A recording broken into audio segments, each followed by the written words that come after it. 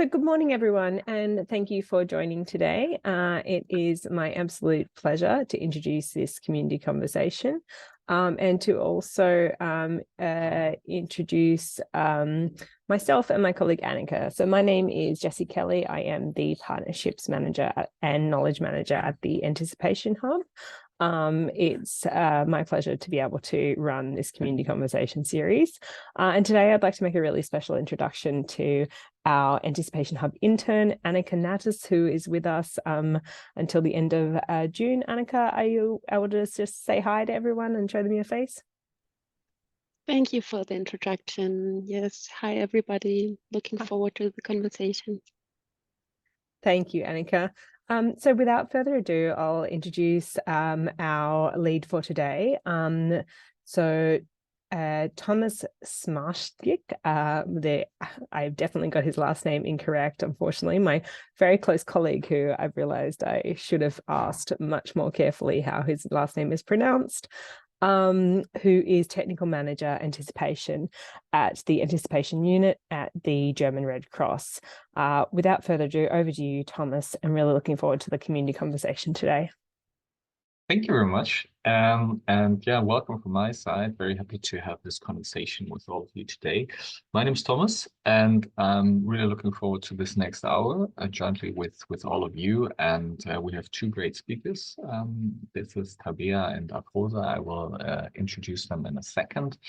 I just want to have a quick check in with all of you. So let's make use of the chat function for that. And when you introduce yourself there, you can write who you are and what's your affiliation. And maybe two quick questions, if you can answer them in the chat. Have you been affected personally by heat this year already? That's the question number one. So yes, affected by heat, or no affected by heat. And have you heard about this concept of community cooling center or something similar in your country or in your background before? So this would be the two questions. Have you been affected already by heat? And have you heard about this concept at all before in some shape or form? Before I hand over to Tabea, who's our first speaker today, I want to build a little bit more in detail the story arc. And today we're speaking obviously about cooling centers, but also as part of the community conversations at the Anticipation Hub. So we're speaking also about anticipation. So let's go back a little bit and ask the question, what could we anticipate, or what could we foresee when we started in this year? And this is a quote from a journal article in Nature, which was published in February. And the authors told us that the Bay of Bengal would be particularly susceptible to having a record high surface air temperature. So that was in February. And this is also due to the El Nino conditions which we had in the past month and longer. And what they are speaking about is actually record high temperatures, considering that many of the past years we have also broken heat records under La Nina conditions. So this is what we could feel around February, and then let's see how it turned out. I will zoom into this one a little bit. So this is the 2-meter temperature. And as you can see, on 25th of April, this is the date for which this graph is showing us. We had big parts of the Bay of Bengal and surrounding South Asia and Southeast Asia actually leaving this red-brown color scheme, actually going into the pinkish, which is more than 36 degrees, more than 40 degrees, and even more than 44 degrees on that date. So a lot of what we have read in Nature in February became true. It was very, very hot. Now, what is very interesting in this conversation today, obviously, we know that the heat has passed in Southern Asia, but big parts of the world still have their proper summer to come. So let's have a quick look at what may happen in June, July, August. And this is just the visual representation of what's above normal and what is normal. So everything that's in the yellowish red scheme is already above normal. This is for June, July, August. So what will happen now based on this WMO forecast? And as you can see, big parts or biggest parts of the world are actually in this reddish color scheme. So we're expecting again above normal temperatures for the coming quarter. This is basically everywhere except for South America. So just to bring this again into the bigger picture, because before we then go into the details of what we can do against it, I have been thinking about this a long time, and the projection that, or the forecast that we have seen for the coming quarter is under a 1.2 to 1.5 degree scenario. And we know that we speak a lot about the 1.5 degree, but when we discuss the wording, also global warming, global heating, global climate change, climate crisis, we have to consider that this 1.5 is not a switch or a goal which we achieve or which we will not achieve, but the limit beyond is so much higher. So I think we should not only think about 1.5 as this switch, which either we achieve or we not achieve, but we should rather think about, these longer sliding mechanisms that all influence one another, and with outcomes that we cannot imagine. So this is something that we have to bear in mind when we communicate about it. It's not either we get to 1.5 or not. Some say that 1.5 has already been surpassed for certain months, but these effects are really entering into feedback loops where we can't foresee what the outcomes will be. And now going back into really only the heat topic, because some people still say, and we should not get tired of explaining that heat is a big issue, because we know it, we are interested, you dialed into this conversation, we have a certain eye on this question of heat. But we should not get tired to really telling the entire story. And this is taken from the EU JRC, which is only looking at the EU and the UK together. And this is the fatalities that are expected under the various conditions. And this is exactly my point. It's not about 1.5 or not 1.5. They're actually drawing up a scenario under a 3-degree warming. And down there, these numbers are shocking to see 28,000 fatalities annual from heat. You know that we have had only in 2022 more than 61,000 deaths in Europe alone after a study. So we should not shy away to really move heat into this priority position, because to a lot of people, heat is still invisible. But we know that as many other hazards, it is affecting the most vulnerable and the marginalized parts of our communities first. And after this somewhat grim and bigger picture, this is always the silver lining that I put in these discussions. It can be addressed with some low-key measures, at least in the short time. And for that, there is this manual, which you dialed all in for to hear more about. And with that, I want to hand over to Tabea Juncker, who is a co-author of this manual. and she's working at the German Red Cross's ERR unit as both event manager and policy and advocacy advisor, and she will dive into it. And after that, we will jump into a presentation from Afroza, who's the project manager FBF Anticipation in German Red Cross's Bangladesh office. She will report on the latest anticipation activation in Bangladesh that we had in April and the role that the community centers had. Then we will have the presentations back to back.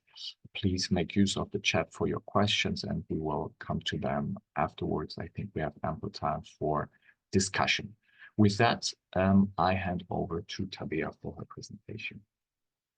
Thank you very much, Thomas, for the introduction. And I'm going to share my screen quickly and just the check, as always. Can you see my screen?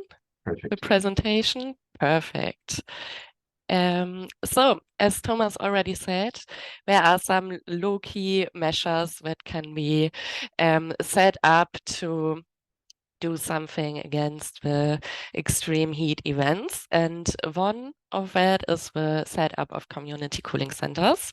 And they can be set up in response to a heat wave, but more importantly, they can also be set up in anticipation of upcoming extreme heat events. And to clarify what community cooling centers are and what could be their added value in anticipation, I'm going to give you a short introduction in the manual we created at the German Red Cross. So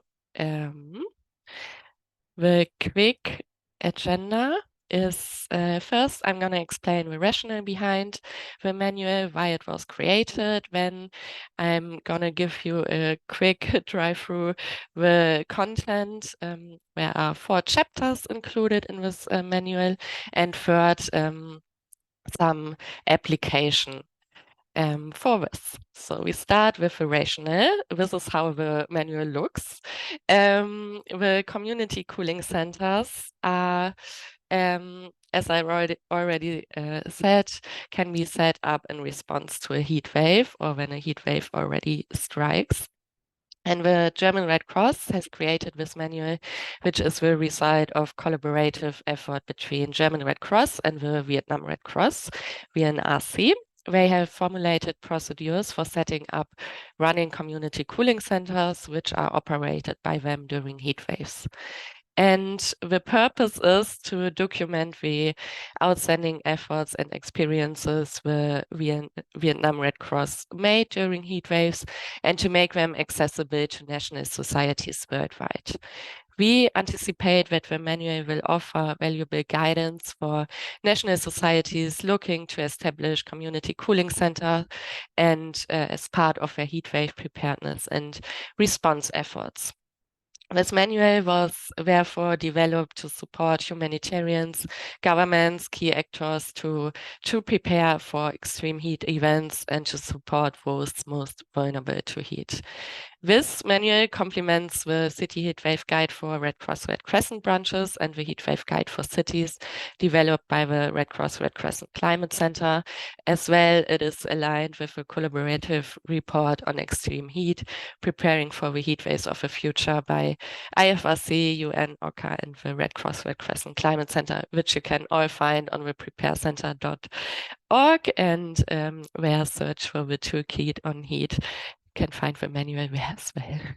So I'm going to start with the content. As I already said, the content is divided in 4 chapters. First, the setup. Of course, there's no one-size-fits-all community cooling center design, as they come in many forms depending on the context, culture, available resources, but they all share the objective to provide protection to those most vulnerable to extreme heats.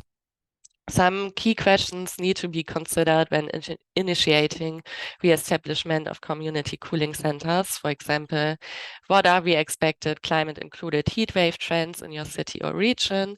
And how are heat waves currently affecting those most vulnerable in your city now and in the future? It can make total sense to reach out to partners and stakeholders to understand the needs of risk groups and identify partners who can help to facilitate, manage, or communicate cooling center efforts. Here you see the different design principles that needs to be followed for the permanent design. The shading, ventilation, insulation, reflection. So use paint or spray finish in a specific color that reflects sunlight, and raise your shelter whenever possible if construction material and building typology allows elevating the house, and retrofitting it on stilts can provide for cool airflow from underneath the house. But of course, the community cooling center does not need to be super high tech, or do they have to be in a fixed location? And there can be also forms of temporary mobile or outdoor centers, which include, for example, mobile cooling buses, temporary cooling shelters or tents. These are both examples for active cooling, and also public parks or natural amenities. The selection and setup of community cooling center should be, again, supported by all relevant authorities and stakeholders involved for the safety and security of all visitors who will be accessing the venue.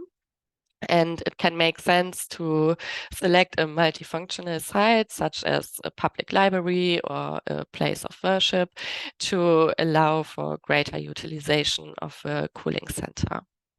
And with that, I come to the second chapter, the volunteer management and safety, because to run the community cooling center, you need, of course, volunteers and staff. Without them, nothing would be possible.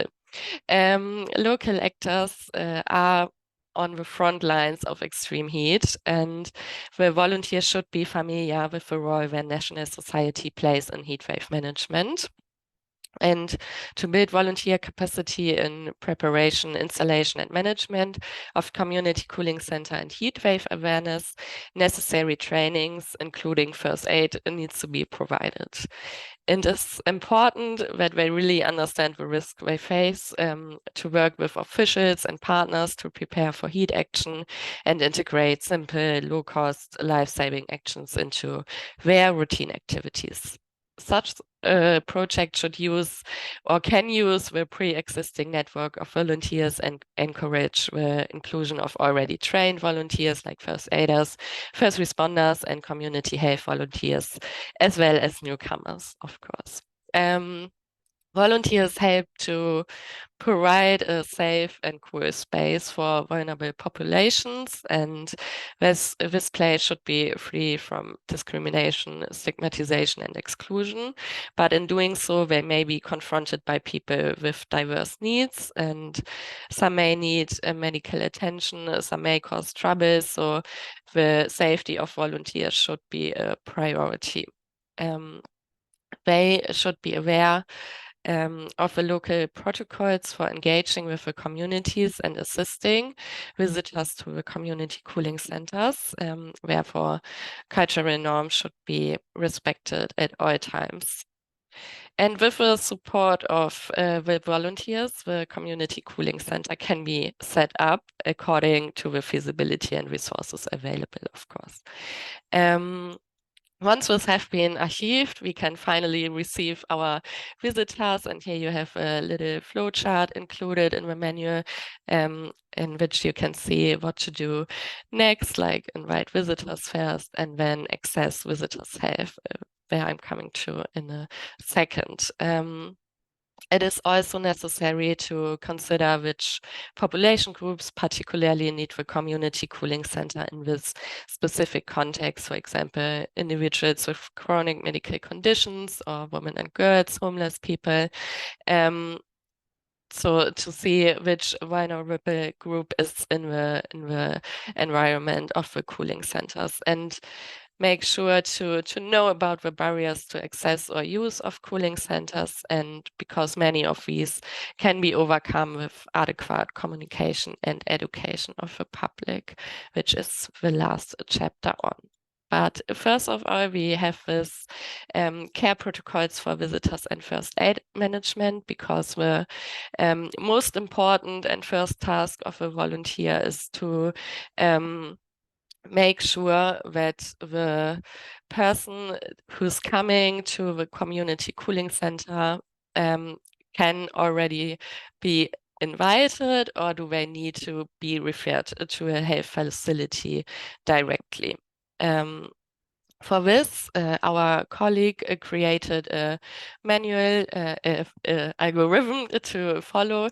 So the logic behind is to be able to decide as quickly as possible whether a person's symptoms are too severe for them to receive adequate care at the community cooling center. Of course, to do that, you would need to have a basic first aid training before working in a community cooling center, and you should be familiar with the main heat-related illnesses or conditions, which are hypothermia, heat exhaustion, and heat stroke. After or with the assessment and screening, we made a distinction between severe signs and moderate signs and symptoms. Severe signs are, for example, if the body temperature is at 40 degrees Celsius or higher, and moderate signs are, for example, throbbing headache, skin changes, upset stomach, and then there are minor signs and symptoms of heat as well, like heavy sweating. And because of the case that severe signs and symptoms can be a sign for possible heat stroke and non-severe cases for heat exhaustion, at least if at least one severe or two moderate signs and symptoms are met, the person needs to be referred directly to a health facility. Or if a vulnerable of a person of a vulnerable population group has at least one moderate sign or symptom, they need to be referred as well. And in case of any doubts, of course, too. After that, I'm coming to the last chapter of the manual, which is on communication and awareness messaging, because communication is, of course, very important to make the public and visitors aware of a community cooling center, to clarify on questions like what is a community cooling center, what services are offered, where are they located, what are the opening hours, and is there always a community cooling center open when the heat surpasses a known limit, for example, 28, 30, 35 degrees Celsius. In order to reach everyone, and especially the most vulnerable, it is crucial to use multiple channels of communication, for example, poster, TV, radio, and all information can easily be shared and accessed with other partners such as clubs, initiatives, or schools. Awareness messages can be passed to a public audience on the street, or when visitors have settled in the community cooling center. What is relevant then for the messages? It needs to be simple and consistent, like, for example, heat is a danger, simple measures will make a difference, drink enough water, and ideally the messages are conveyed before and during the heat period. And messages should be appropriate for respective audience. So to say, for example, parents with children, elderly senior citizens, outdoor workers, people with medical conditions, so they can all receive the information of a heat awareness. And with that, I'm coming to the last point on the agenda, the application, and like a short summary first. So to be able to set up and manage a cooling center, 3 components must be in place. The National Society, its volunteers and staff must be prepared. This includes having a procurement set up and budget, as well as the volunteers are trained. The second thing is the arrangements with stakeholders needs to be in place. For example, with a local government or business owner whose facilities are rented out. And the third, community outreach and engagement needs to be underway. And this manual reflects the current state of knowledge and should be adjusted as knowledge and practices advance. And the suitability and feasibility of proposed steps and measures will depend on and must be adjusted by the specific context. The manual can help to identify measures that are relevant and suitable for the given context and realistic to install and maintain, and case studies give practical examples of how national societies have implemented cooling centers. But of course, there may be other existing approaches and particularly traditional concepts that have proven to be effective and relevant in managing the impact of heat on affected individuals. And in such cases, the proposed concept of community cooling centers and this manual may be considered complementary or an additional option to be considered. And with that, I'm coming to the end of my presentation, and here you have a QR code if you're interested in this manual, and you can always reach out and ask questions later on as well. So, thank you. Thanks a lot to you, Tabea, for the very comprehensive presentation. Also, you can find the link to this manual in the chat. Speaking about that, make use of the chat if you have any questions to Tabea, and we will collect them later. So far, the theory. Now we go to the practice and Afroza's report and presentation about using this concept in April. Over to you, Afroza. Thank you, Thomas. Hello, everyone. This is Afroza. I work in Bangladesh with German Red Cross and leading anticipatory action team here. So I think I'm audible, it's clear. Yeah. Okay, let me share my presentation.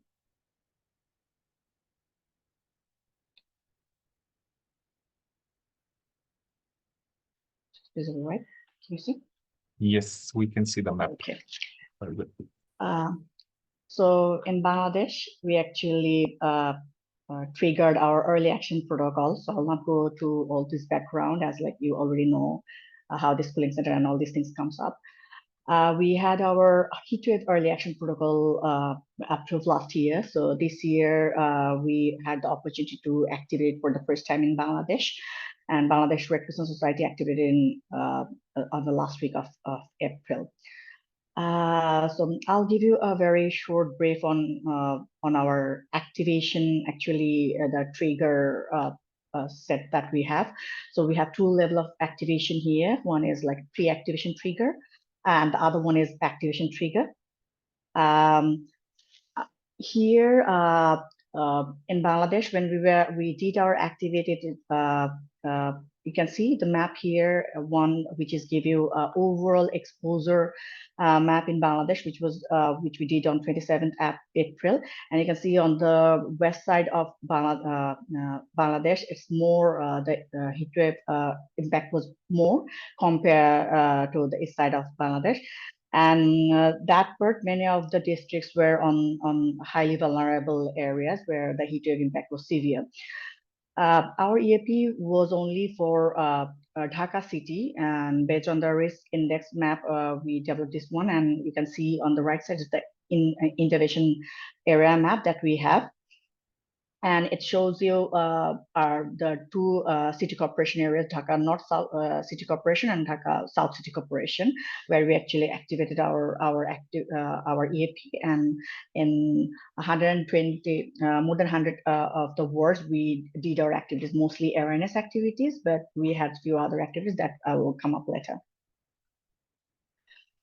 It's an overall overview on our activities when we actually did we started our EAP implementation, and when we actually did the deactivation. So the first time when it actually goes close to our EAP triggered activation, it was just before the Eid holidays in Bangladesh.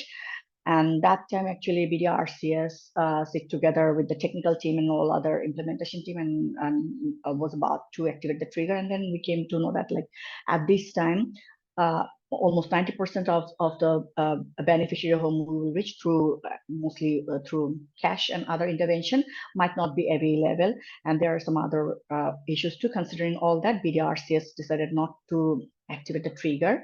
But immediately after Eid, it actually reached our trigger activation on 21st of April. BDRCS go for the activation of the trigger, and then it came to know that from 28th the heat wave will be at its peak. So considerably, we started our activities immediately after the discussion from BDRCS end.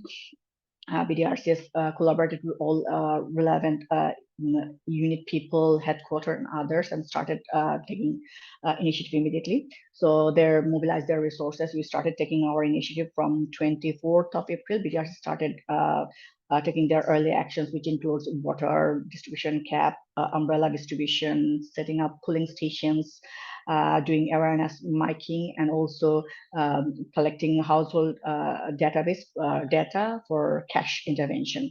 So these activities actually continued till 30th April, considering all that, but the cooling station video has continued a bit longer, including the awareness part of it, which continued till 3rd of May. And at the end of 3rd May, BDRs is actually deactivated trigger. So the cooling station was functional from 24th April to 3rd of May.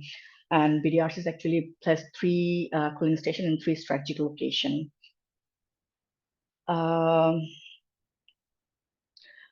So during that time, what BDRCS did, BDRCS did collaboration with Bangladesh Meteorological Department, who actually provide the forecast to BDRCS, which depending on that one, BDRCS do the analysis with support from technical team. We did provide support for miking, mostly awareness building and other awareness building and distributed leaflets and others, which reach around 1 million people in Dhaka city. BDRCS set up 3 cooling stations, which reached around 15,000 people through health services, through distribution of water cap, others through providing health service, etc. BDRCS provided 4,000 households with a cash of 5,000 BDT. And on top of that, BDRCS reached another 243 persons with disability within that 4,000 household who received additional 2,500 as a top up to support their additional needs. And BDRCS reached 30,000 people through distribution of water, drinking water, and also raised 3,500 people through umbrella and cap distribution for each of the activities. During that time, BDRCS actually oriented 230 volunteers to mobilize all their activities within the city, 3 medical units for each of the 3 medical units for 3 cooling stations, and there were referral services and ambulance services to meet any emergency cases. So here you can see the overall update that I mentioned to you. The 15,000 people were reached in 3 strategic locations. Around more than 81% of the people who actually received assistance from the cooling center were male. The percent of female was around 18.64%. More than 50% of the beneficiary who actually took the service was engaged in regular services, and second highest that we received was like students or school going kids, and the rest of the persons combining of like rickshaw puller, van puller, and other people who actually move around the city around the road. The overall facilities were being very highly appreciated by the government counterpart here, especially from Minister of Disaster Management Relief. And they were actually willing to establish few more cooling centers. Even the Honorable State Minister personally communicated with BDRCS to like increase the number of cooling center in Dhaka city during that time. But as we are at the end of our trigger time frame, we couldn't actually continue it further, but it was highly appreciated, and they keep it as one of their priority activity for next hit wave if there's any. So it was being very well appreciated, and also I think there's possibility comes up to scale up in future. The overall satisfaction level you can see from here. In most of the cases, it was like if I go to the satisfaction of the facilities, so only 1.4% said they're a little satisfied, but rest of the person either satisfied or very highly satisfied with the service that we have provided. Most of them were feeling better when they were leaving the polling stations, and their expectation was met, like almost 80% of the beneficiary was mentioning that it met their expectation fully, or only around 21% was mentioning it partially met their like expectation. The people who were actually taking support from the cooling center, we actually tried to find out like if they have any specific symptom when they entered the cooling station, and we come up 3 of the major symptoms. One is they were very thirsty. The second highest one was heavy sweating, and the third one is tiredness or weakness. It was due to moving around the scorching sun, and majority of them were like rickshaw puller, van puller, who were doing like very physically exhausting activities during that time. When they were in our cooling centers, we tried to find out why they were there, what they were doing over there. So most of them, like they were here to drink some water and to take a break and take some rest. And few of them were mentioning as there was a medical team present there, paramedic and first aid service. So they were there to get some advice, like what to do, what should they do if there's a heat wave going on, or if this scorching sun is like impacting their regular activities. So mostly these were the major reasons where some people just came here just to take a break, or a few of them came to just to know actually what's going on here.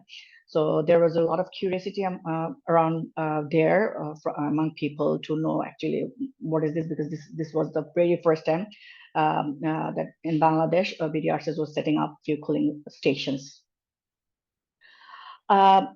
From our activities, we actually collected some of the feedbacks from the people who were there, and also around who were getting the services, and some of the key recommendations that came up is the first one is like more cooling stations, as we only set up only 3 cooling stations, but there are areas where people were moving, but no places to take any rest or any break. So there was this recommendation. The second recommendation came up is like sharing this idea with government to scale up it countrywide, not only specified to the city areas, but also other part of the country where it is needed. The third one that we came up is like the continuation of these activities, as we were continuing it only for a very small scale during the peak of it. So it came out as a suggestion to like continue these activities for a certain throughout the season, so that whenever it peaks, people can get the support. And the final one is like ensuring access for all.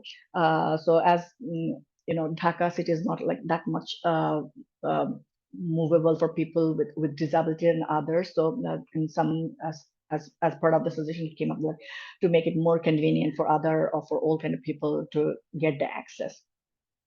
I'll come to you now to a story from one of the rickshaw puller. So it's Khalil who was mentioning that I was so tired pulling the rickshaw all day long under this burning temperature. I was restless and was looking for a place to rest. At first, I was hesitant and didn't dare to enter here. The volunteers here were generous enough to call me inside. I had some water that removed my tiredness for the while. It made me feel better and gave me the boost to keep running for the rest of the day. You can't even imagine how grateful I am to have this facility after paddling with all the energy I had. So among all the stories, we just came up with Khalil's story, who was really grateful to have these facilities, you know, and some of the beneficial, like for rickshaw puller, van puller, they were actually hesitant to get into the facilities and were not comfortable enough. But it was our volunteers who were making them comfortable and asking them to come inside and take some rest and avail the facilities that we have developed for them. So the overall facilities, it was like the cooling center guideline. It actually came out at exactly right moment that we actually needed. So just maybe a week ahead of our trigger, and it saved a lot of our like effort, energy that we need to put in, and guided us how we should install this cooling center, how we could best utilize the resource that we have. And it actually helped us a lot to sort many things within a very short time, because the guideline was mentioning most of the things that we need to consider while setting up a cooling station. So with this note, I want to thank you all. Thank you. Thanks a lot to you for sharing this story and for sharing everything. I see a lot of clapping hands and hearts in the chat here. We now have the time to raise questions, and please just make use of the chat or raise your hand here in the discussion function. I think we are a small enough room that we can just speak up.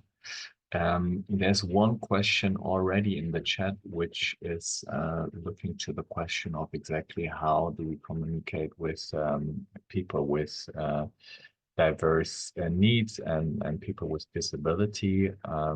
So I think this would be a question to the both of you, how this is dealt with in Bangladesh case, and what have we put in this manual in general that is giving pointers to reach most and everybody. If you want to start up for that, and then over to Fabia.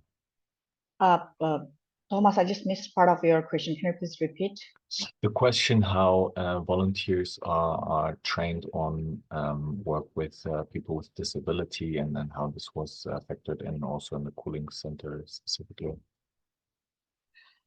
So the youth volunteer of PDRCs, they're being part of this capacity building activities on a regular basis, and the dealing with PWD and other is part of the sessions of the manual that they're receiving. So the CEA guideline and others, it has very specific areas to focus on how they should deal with a person with disability, and also they have specific training on that one. So I think the volunteer who were supporting over there were qualified enough to deal with person with disability and with people who need specific attention or focus.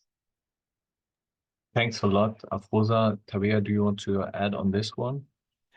I think the manual is just stating more generalized things.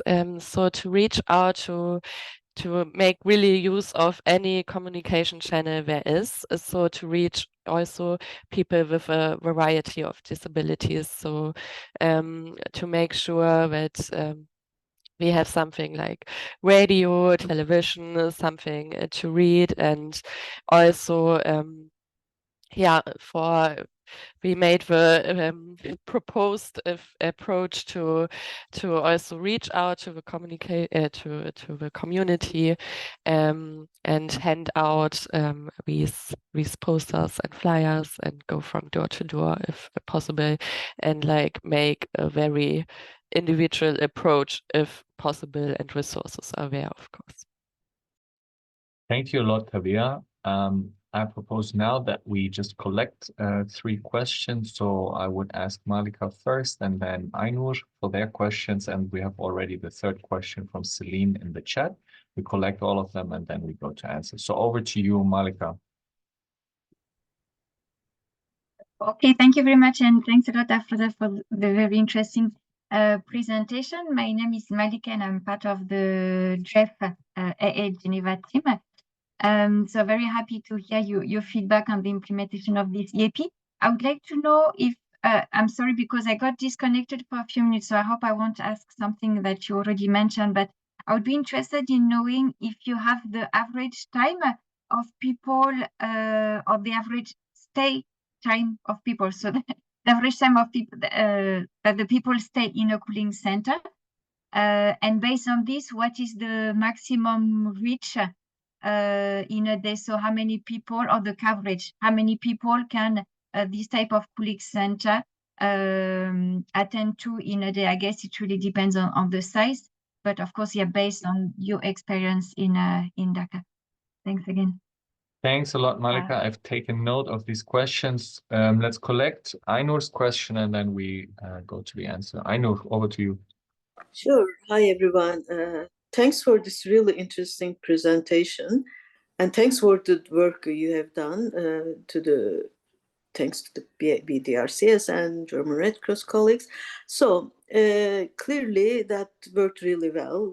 Of course, there are lessons to learn. But my question is more about, was there, I wonder, any hint that the cities or the governments wants to do more to mitigate the impacts, like, for example, changes in the city planning, changes in the city, so that we don't have to keep doing these kind of interventions, hopefully.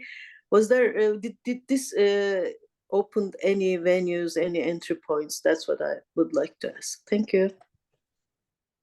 Thanks a lot, Ainur. And I think these questions are mostly directed at you, Afroza.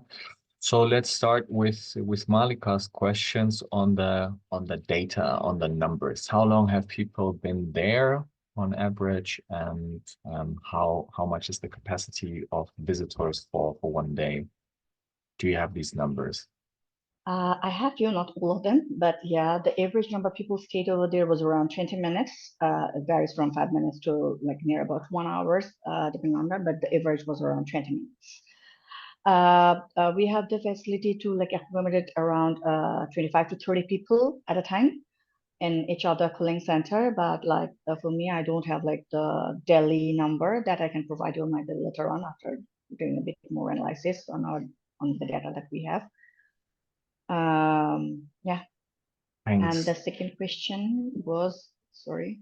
Well, through this communication, and you shared also that the government would be interested in running cooling centers themselves or running more and supporting on that. Ainur is asking which longer term adaptation maybe was kicked off through that, which thinking may have been triggered in Dhaka South City Corporation. There's one point that raised up like through this one, the government also taking up this cooling center initiative very positively, and they're also like now trying to place some like permanent points where we could have some cooling stations. So there, especially like a North City Corporation already identified 1 or 2 areas and already started initiative to like make a cooling station. One is near to Mohakali bus stop, is where like many people like on their way travel that place. They already identified 1 areas where they will place this temporary cooling station, and they are collaborating with one of the shopkeeper staying adjacent to that one to maintain that thing for a longer run for day-to-day maintenance and others. But this is a thing that actually initiated through the idea that BDRCS was doing all placing the cooling station and then continuing the thing. And I think like with a bit more advocacy with the government, we could now actually think of in future placing some other community places where the government facilities have. We could place some other cooling center on a regular basis, which we could maintain throughout the season. Mm-hmm. Thanks a lot, Afroza. With that, we're looking at the question from Celine in the chat, who's asking, what are the challenges faced in the development of this heatwave early action protocol? And what challenges, if there were any, did occur when implementing these cooling centers? So maybe if you have 1 or 2 pointers what to look out for if one would develop a new early action protocol on heat waves, and what to think about when implementing the cooling center. Thank you. The first one, challenges during developing the EAP. So for Bangladesh, heat wave is still not being declared as a hazard or a disaster. So when initially we started working on heat wave EAP, it came like it was not being very welcomed with relevant departments and others. So and also we didn't have enough data to start working on because the impact, especially the health-related impact that we have for due to heat wave, in many cases we were not able to segregate it from many other regular diseases. Like so, it came out a bit challenging for us to identify what are the health impacts that heat wave might have. Like what we came out like during that specific period, some sort of diseases that increased a bit, but in many cases we couldn't directly link it to heat wave. So that was one of the challenges that we were facing while doing our feasibility study and others. And then while developing it, as heat wave is a very new concept, many of the people were not aware of like what heat wave is, or how it might impact them or others. So the awareness among people were very less, and in many cases when we were trying to collect some impact data, it was giving us hard time to identify impacts, because they were not aware of heat wave, and they couldn't actually provide us more specific data on how the heat wave is impacting them. So this is the thing. And the second one is challenges when implementing the cooling center. Well, when we started actually working on this one, the first challenge came is like getting the approval from all relevant government authorities and departments. So to get a space within the city just beside the road, we need to get approval from several departments from the government, from city corporation, from police, from district administration authorities. So there were several approval process that BDRCs had to go through, and it was quite a challenge in some cases to get all those approvals. That took a certain time for us to start or initiate our activities, and later on when we were going for the second one, when government was actually requesting BDRCs to increase the number of cooling center, that time taking, because one of the two of the strategic areas where the minister was asking us to place centers, one was very close to the Parliament House, and the other one was within Dhaka University premises. And in both cases, we had to face additional challenges to get the approval from authorities. But yeah, eventually we overcome those. But like as it will be the end of the hit of that time loop, so later on we couldn't put place on all those additional one, but getting approval from all relevant authorities was a challenge for us. Thanks a lot for sharing these practical questions, and also I think the first question and your answer to it about the health data and how much this is really linked to the heat impacts. I think we face this challenge most everywhere. I think in some countries where there's been an eye on heat for longer time, the statistics have been also looking into that more in detail. But in many countries, we see that question. Either heat has never been an issue there, or it has always been hot to a certain degree. And then people say for either or reason, it's no matter of concern for us. But this is changing, and once we get data that we can use as stepping stones, this is much appreciated. Also, thank you for this answer about the administrative processes, because I think this goes also into this anticipation side of things. We can only build these tents or open these offices if actually the agreements are in place. We have the procurement running, and we have the items that may be handed out. So I think this is very important. We have 7 minutes to go, so you still have the chance to raise your hand or post something in the chat. I see there's a very interesting exchange as well on some guidelines on the disability inclusive search and rescue.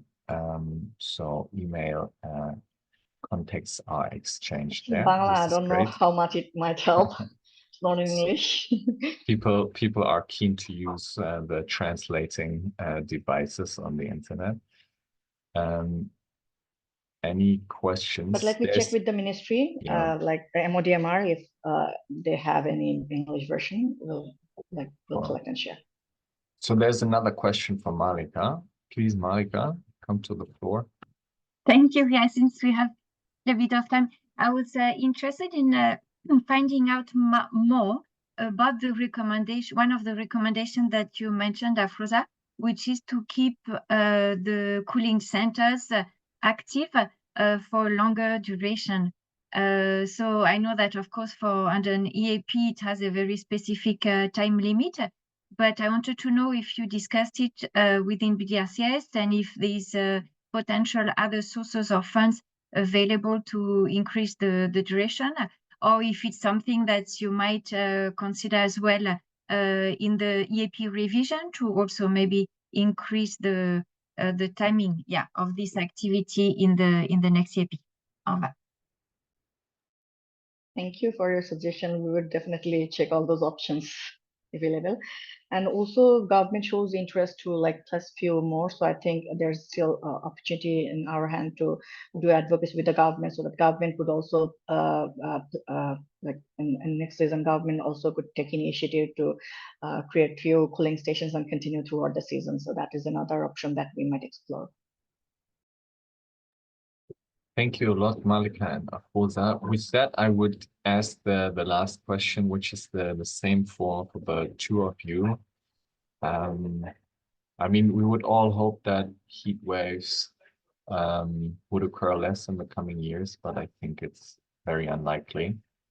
So I'm asking this question: what would be an ideal for you, or a goal, or an aim vis-a-vis this heat wave work in general, or specifically now this anticipatory use of cooling stations, maybe in 5 years' time? What would you see maybe in your city, or the application of this guidance in the area of your concern, let's put it general. So first Afroza and then Tabea, what would you hope for maybe in 5 years' time for heatwave work? In 5 years' time, I can see there are some like not temporary, some permanent cooling stations that I hope government is gonna taking initiative, because it's already they started taking some initiative. So I hope in 5 years there will be some strategic points and locations where government will make some arrangement for some cooling station that they will continue throughout the season, and people can avail those facilities. And of course, we have this EAP in hand to support the additional need during our EAP activation. Thank you, Afroza, for sharing that vision with us. Over to you, Tabea. What can we hope for in 5 years, or what do you wish? Yes, thank you. Just to add to Afroza, I think the most important thing, and what we also was a rationale behind this manual, to like really identify a low-key thing that could be set up in any context. Of course, there needs to be financial resources and stuff like that, but we need to be more aware that heat is a real danger, and I think it's in a lot of contexts absolutely underestimate the danger that comes with it. And I think the cooling center and of course other options are available to really do something against this and to save lives in the end. And I hope in 5 years we see a lot of cooling centers out there everywhere, and some other ideas that there are still to be like making aware of, and like be considered and advocate for in our governments. Yeah. Thanks a lot, Tabea, for sharing this 5-year vision. And with that, I want to thank you all, and hope that all your heat anticipation and heat wave work is going according to plan.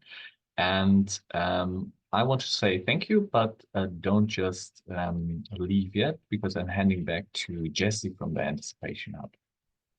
Thank you, Thomas. And it has been absolutely great to have you all join today. Thank you very much. So this conversation is recorded. It will be available on our YouTube channel if you are wanting to rewatch this conversation or share it with your networks. Also, we have 2 more community conversations coming up in the pipeline. One on the impacts of anticipatory cash transfers in the context of weather disasters, and the next on locally led anticipatory action. So we look forward to seeing you all back here for those next conversations, and I wish you all the best for a very nice rest of the day. Bye all. Thank you.